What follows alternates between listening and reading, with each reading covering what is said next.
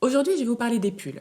Alors, pas de tous les pulls, évidemment. J'ai choisi de vous parler de ces pulls intemporels. Ces pulls qui, pour moi, sont équivalents à un bon jean. C'est-à-dire qu'on se moque de l'air du temps. On a juste besoin de trouver la bonne pièce qui va nous accompagner au long cours. Pour moi, il y a trois types de pulls qui ont cette fonction. Et c'est très personnel, c'est très subjectif. Pour vous, ça sera peut-être d'autres pulls, d'accord? Mais moi, j'ai décidé de vous parler de ces trois modèles parce que je les pratique au quotidien et c'est avec eux que j'ai une affinité particulière. Le premier pull, c'est le pull bleu marine. Alors pour la petite histoire, le pull bleu marine, il est apparu dans la Royal Navy au 19e siècle. Pourquoi les marins portaient des pulls bleu marine? Eh bien pour qu'en fait se fondre dans le ciel et la mer. Comme ça, les ennemis les voyaient peu. Et puis c'était aussi très peu salissant, donc les taches de sel, les taches de suie, on les voyait pas. Donc ça, c'est pour le côté historique. Après, pourquoi moi, le pull bleu marine me touche particulièrement? Et je pense qu'on a tous potentiellement une histoire avec les vêtements qui reviennent régulièrement dans notre garde-robe. Et c'est toujours intéressant de plonger dans notre passé pour savoir pourquoi finalement ce vêtement nous plaît. Moi, perso, le pull bleu marine, le premier souvenir que j'ai avec ce pull, c'est une photo de mon papa qui rentre du service militaire avec un pull bleu marine côtelé avec un patch de tissu sur les épaules, une sorte de gros sac polochon sur l'épaule, et papa qui fait une grimace. Et petite, j'adorais cette photo, qu'un adulte puisse faire une grimace en habit plus ou moins militaire, alors parce que le pull bleu marine, ça devait pas être son pull de base parce qu'il n'était pas dans la marine, ça devait être kaki, donc, mais là, il avait un pull bleu marine. Bref, ça, j'adorais, ça m'avait touché en plein cœur. Et après, dans les albums photos, j'avais trouvé une autre photo où papa avait un pantalon pas de def marron. Il était assis avec mes deux sœurs aînées et c'était leurs premières années en Lozère. À l'époque, ils habitaient en Lozère. Et il y a cet esprit comme ça, un peu hippie, super près de la nature, super joyeux. Il rit aux éclats. Bref, donc pour moi, en fait, le pull bleu marine, c'est l'espièglerie, alors que a priori, ça ne l'est pas forcément, la masculinité, la joie et en même temps un marqueur de style. Parce que sur ces deux photos, je trouvais qu'il avait un style de folie simple, mais c'était super impactant. Bleu marine marron, bleu marine avec le kaki du sac, bien dessiné, le côtelé avec le mix, avec le côté patch du tissu, ça fonctionnait super bien. Voilà, donc ça c'est pour mon histoire. Ensuite, pour rattacher avec la grande histoire, le pull bleu marine les années 70, dans les 70s, on le voit sur les acteurs, sur Robert Redford, sur Alain Delon, etc. C'est un marqueur comme ça. C'est pas forcément chic, c'est élégant. C'est élégant, masculin, sobre. Après, dans les années 2000, c'est Jil Sander qui se l'approprie avec ce côté minimaliste. Après, on a un peu plus tard, on a J. Crew qui travaille le côté prépi. Et puis ben, aujourd'hui, clairement, le pull bleu marine, c'est l'une des pièces fortes de cette tendance quiet luxury, c'est-à-dire c'est un vêtement simple, il faut qu'il soit de bonne facture et il se suffit à lui-même. Ok. Moi là, je vais vous montrer des petits pulls bleus, pas des pulls, petits pulls parce qu'ils ne sont pas petits, des pulls bleu marine que j'aime bien. Donc, euh, l'idée en fait du bleu marine, c'est que contrairement au noir, parce qu'on pourrait se dire c'est plus facile d'aller vers du noir, on se pose pas de questions, non non pas du tout en fait. Le pull bleu marine, contrairement au noir, en fait le noir il absorbe la lumière et donc il peut aplatir la silhouette. Le bleu marine au contraire, en fait il crée un relief subtil, il joue avec la lumière. Vous allez me dire ouais dans les tableaux de soulage etc. Le noir il joue avec la lumière, oui mais c'est parce que il y a du relief. Là souvent le pull il est lisse, d'accord. À moins d'avoir un pull bleu marine avoir d'un pull irlandais noir. Alors là, ça sera sûrement pas plat, mais c'est une exception. Ensuite, il faut savoir que le bleu marine a la tendance à affiner. Il va donner assez de tenue au buste. Et en plus, le truc, en fait, c'est qu'il va aller avec quasiment, bah, même pas quasiment, il va avec toutes les carnations. Les carnations. Donc on n'a pas à se dire, ah là, est-ce que ça va avec mon teint? Concrètement, le bleu marine, trouvez-moi quelqu'un à qui ça va pas et on en reparle. Moi, ce qu'il faut savoir, c'est que j'aime bien les trouver chez les hommes. C'est souvent le cas pour les bombes basiques. Franchement, si on est très petite, bon, ça va pas fonctionner. Alors, limite, il faut mieux peut-être aller chez les garçons, d'accord? Mais ce qui est sympa, en fait, chez les hommes, c'est qu'il y aura pas de fioritures. C'est souvent un peu moins cher que chez les femmes. Et on a les bons détails, c'est-à-dire qu'on va avoir on va avoir plus facilement des épaules raglantes. On dit raglant, épaules raglantes ou raglantes, je sais jamais.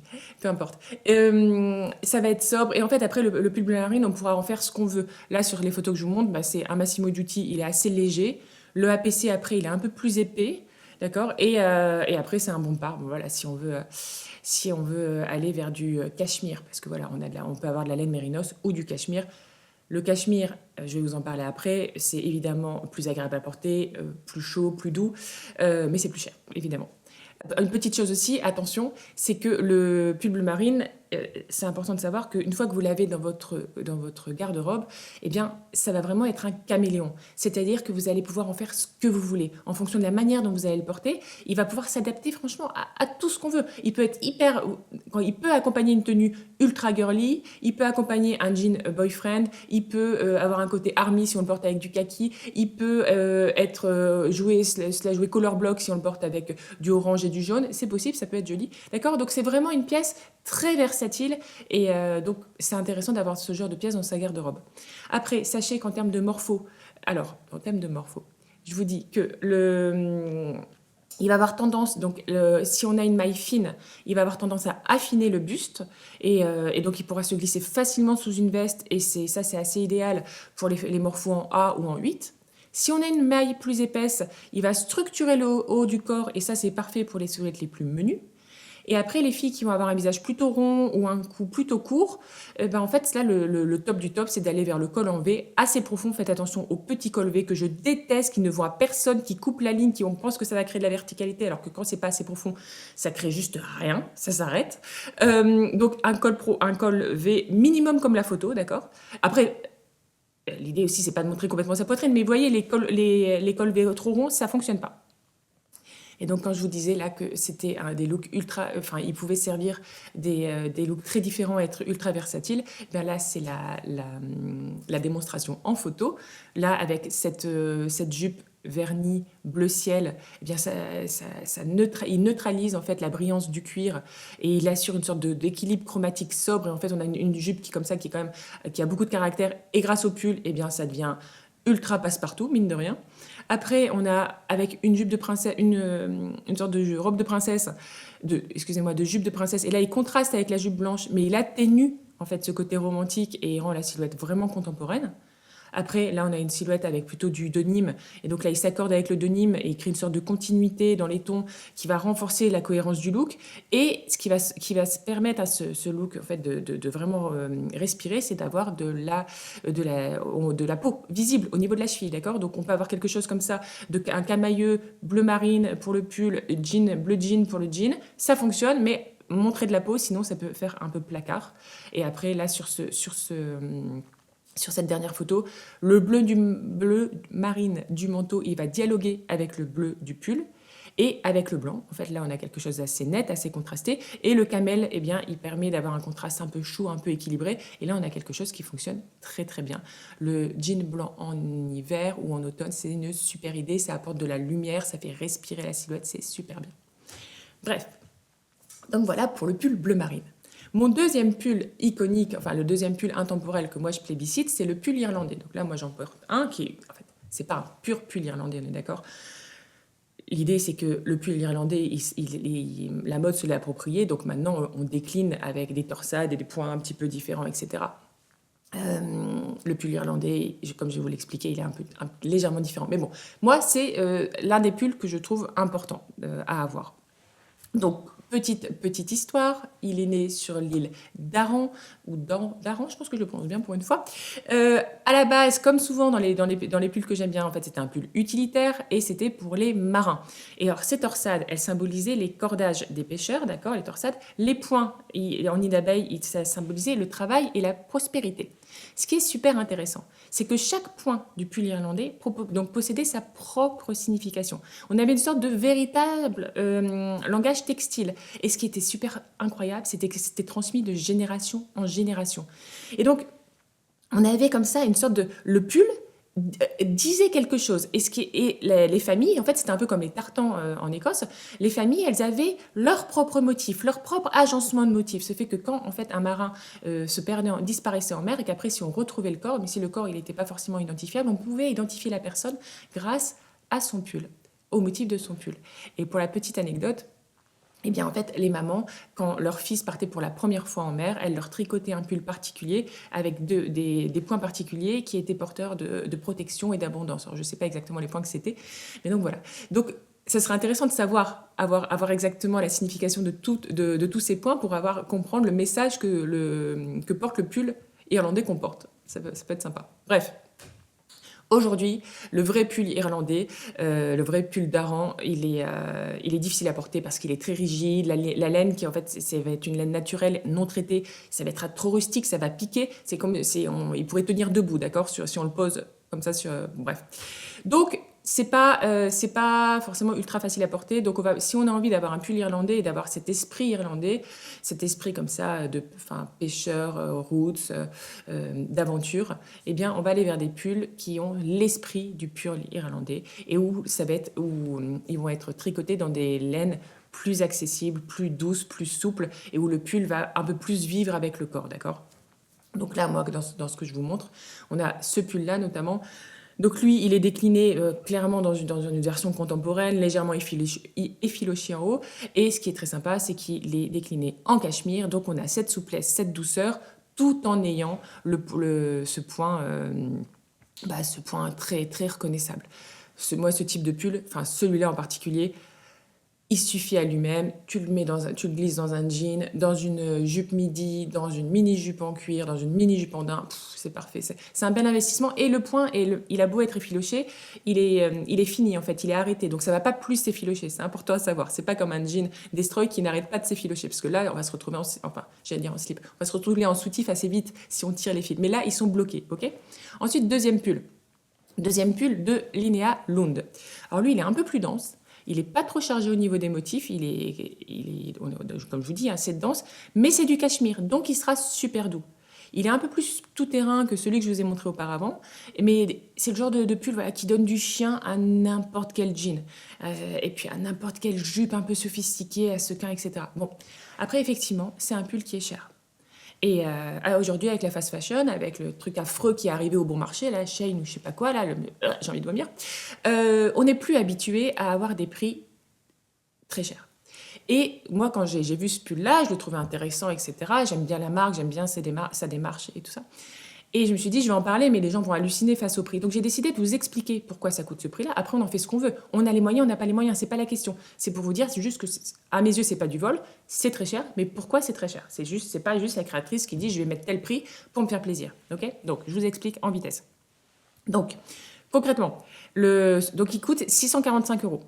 Et donc pourquoi il coûte 645 euros? Ça va jouer sur la matière, sur le savoir-faire et sur la production éthique. Concrètement, la matière première, là, c'est du cachemire de haute qualité. Le pull, il est 100% de cachemire et tricoté à 4 fils. Donc 4 fils, ça fait la plupart des pulls dans le commerce, c'est 2 fils.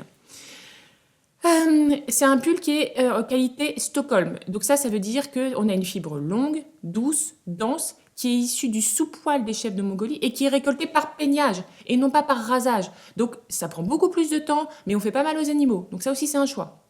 Après, là, concrètement, pour vous dire les choses, le cachemire représente à lui seul une part vraiment importante du coût. Le prix du fil du cachemire haut de gamme, il varie entre 180 et 300 euros le kilo. Là, on a un pull 4 fils qui consomme environ 400-500 grammes de fil. Soit on a environ à peu près voilà, entre 90 et 150 euros de matière brute avant même que ça soit tricoté ou quoi que ce soit. Après, pour la main-d'œuvre, ce pull-là, par exemple, il est fabriqué en Italie. Et c'est cher. Parce que concrètement, c'est fait de manière artisanale. C'est c'est plusieurs heures de tricotage, d'assemblage, de contrôle qualité. Il y a aussi il y a aussi une grosse, comment dire, un gros travail au niveau des finitions. Bref, par rapport à des productions asiatiques où tout est automatisé, en fait, ça n'a rien à voir en termes de coût. Après, cette marque, elle met en avant un cachemire traçable, récolté sans maltraitance, comme je vous disais. Et cette approche-là, de côté traçabilité, éthique, etc., ça implique une chaîne d'approvisionnement réduite avec un contrôle à chaque étape. Et là, ce désir de faire les choses comme ça demande, ça a un certain coût. Il y a les certifications, les audits, toute la logistique. Bon, voilà, ça coûte cher. Voilà, donc tout ça pour vous dire que ce pull-là, je vous ai expliqué un petit peu toutes les étapes, je vous ai décliné pourquoi pourquoi tout coûtait un petit peu cher et que additionné, ben voilà, ça coûte un certain prix. Après, sachez que les pulls en cachemire, quand ils sont de bonne qualité, ils durent super bien dans le temps. Plus on les lave, plus ils sont beaux. Donc c'est vraiment un investissement pour le très très très très long cours en fait. Donc voilà, je voulais juste dire ça. Ensuite, il y a ce pull-là qui est de l'envers, donc pull marron. Donc c'est rare, j'avais pas vu beaucoup de pulls irlandais marron. Et celui-ci, je trouve qu'il fonctionne bien. Il a un joli volume. Il est pile dans l'air du temps avec ce volume assez ample. Et, euh, et il est marron, donc effectivement, pile dans l'air du temps. Et comme on a un volume ample, on travaille avec de l'étroit en bas, avec donc des jupes droites, avec des jeans droits. On évite de faire large sur large. Ça va parasiter l'aura du pull. Ça serait dommage. Pour savoir comment le porter, bah là je me suis dit, bah allez, je vais me faire plaisir, je vais mettre des petites photos de moi, parce que effectivement, vu que j'en porte, voilà. Donc là c'était avec un pull écru de l'exception, mais je pense que la marque a fermé. Donc en mode super décontracté, d'accord, sur la première photo, jean, basket, jean un peu large, t-shirt vert, donc pour faire un rappel des baskets. Et une coiffure, je pense que je m'étais tressé les cheveux sur les côtés, peut-être couronne de tresses, je sais plus. Bref, ça pour moi, c'est un look casual, t'es bien dedans, mais t'as de la matière. Ton look existe alors qu'il est super simple, à cause du pull. Après, il y a cet autre look qui est beaucoup plus travaillé. Et donc là, j'avais glissé en dessous du pull une petite chemise à rayures, une chemise type pyjama, d'accord, bleu ciel, avec un liseré jaune. En dessous, une grande ample jupe léopard, plus basket verte, plus trench. Et l'ensemble fonctionnait très bien. On avait de la fluidité avec la jupe se confrontait à la densité du pull. On avait un côté masculin avec la chemise et qui était patiné par le côté féminin et glamour de l'imprimé léopard. Et un côté sportswear avec les baskets et la casquette. Et toutes les couleurs fonctionnaient bien ensemble. Donc voilà, on peut vraiment faire beaucoup de choses avec le pull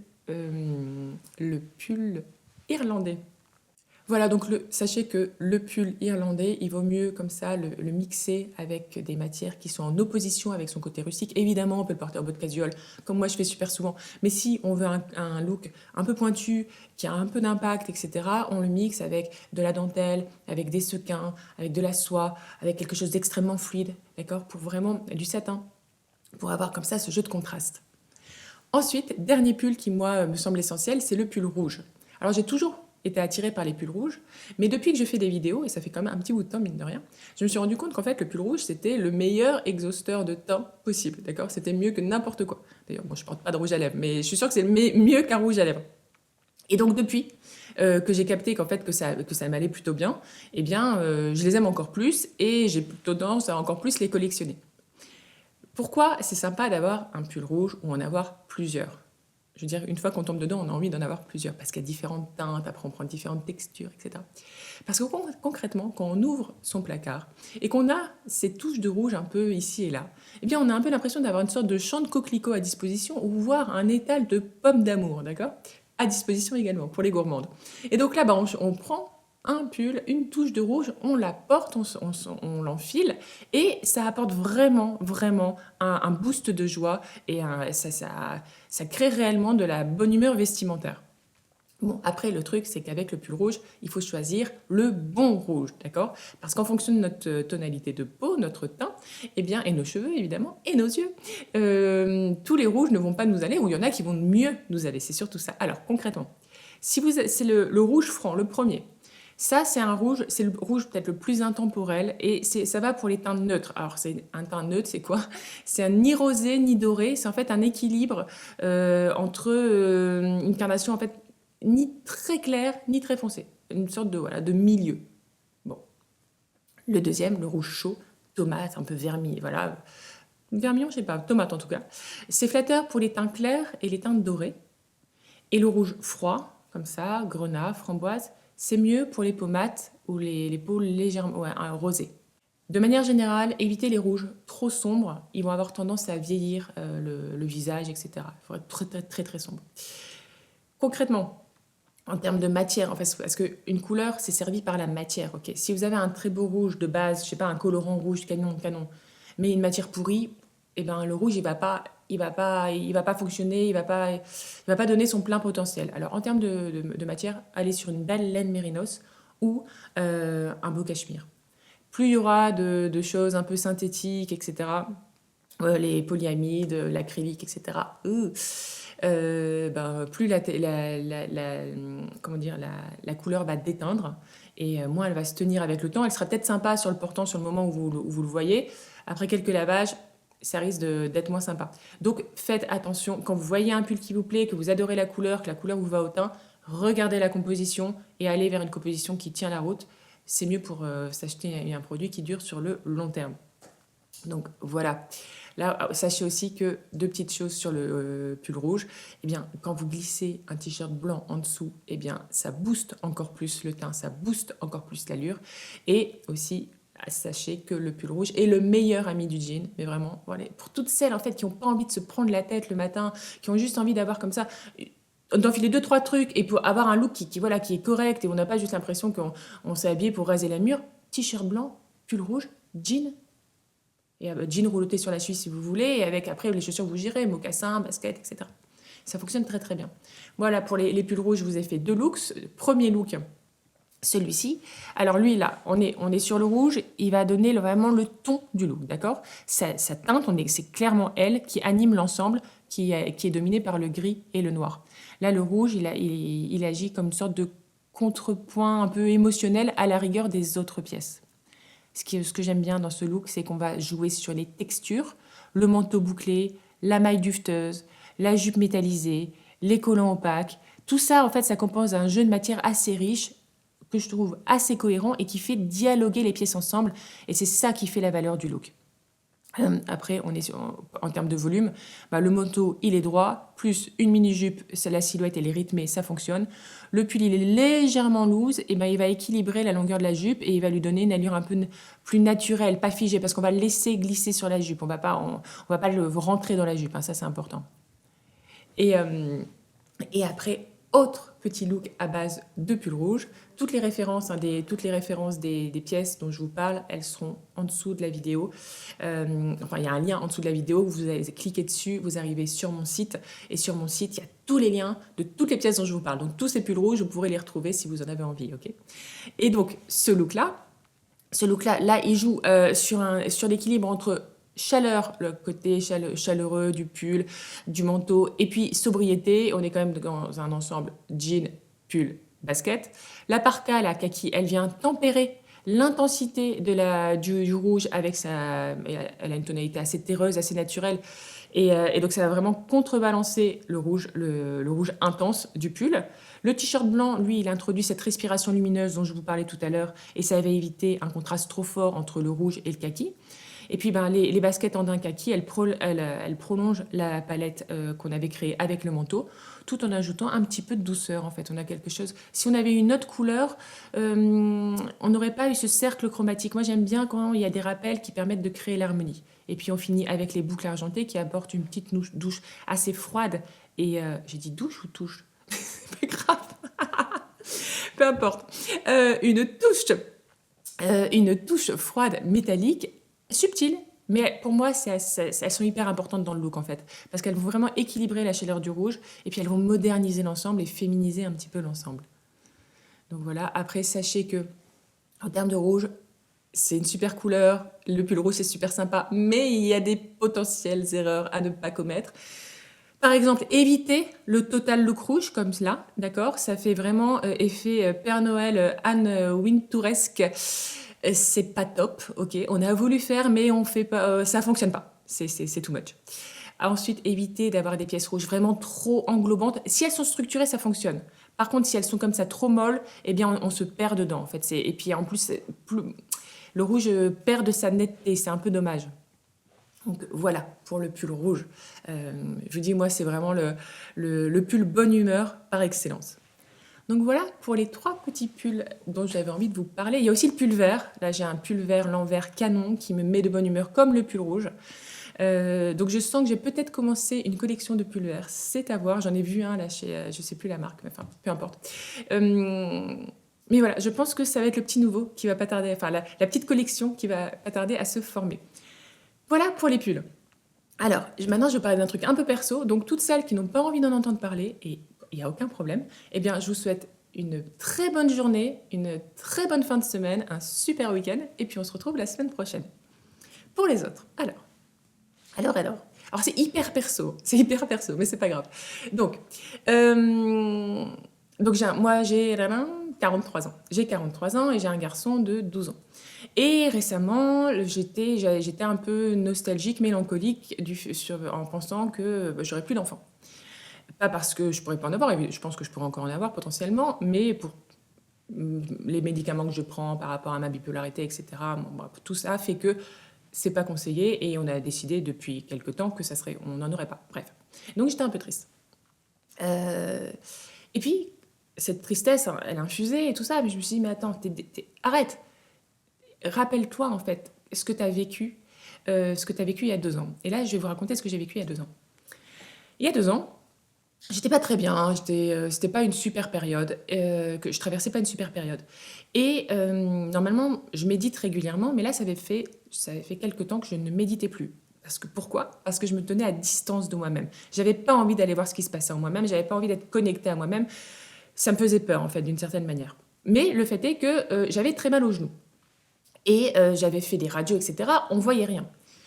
Et ce qu'on fait parfois dans la méditation, c'est on fait des scans corporels. C'est-à-dire qu'on est en méditation et on a les yeux fermés, on respire, et on va respirer à travers chacune des parties de notre corps.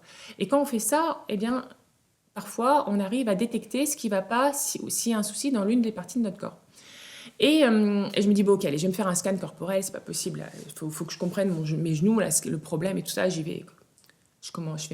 Je rentre en méditation, etc. Très bien. Je fais les cheveux, le crâne, le cuir chevelu, les yeux. J'adore les yeux. C'est trop génial. Tu te balades dans ton iris et tout ça. T'as la pupille. Bah, ça va. Je pourrais passer des heures. C'est comme des grands canyons. Bref, canon. Très bien. Les yeux, la bouche, le cœur, les épaules, ce que tu veux. Et tac. Et en fait, je faisais relativement rapidement parce que je voulais arriver au genou, ok. Et j'arrive, je descends, le cœur, le diaphragme, enfin les poumons, le diaphragme, et là ça bloque. Enfin, je voudrais aller rapidement plus bas, mais je peux pas.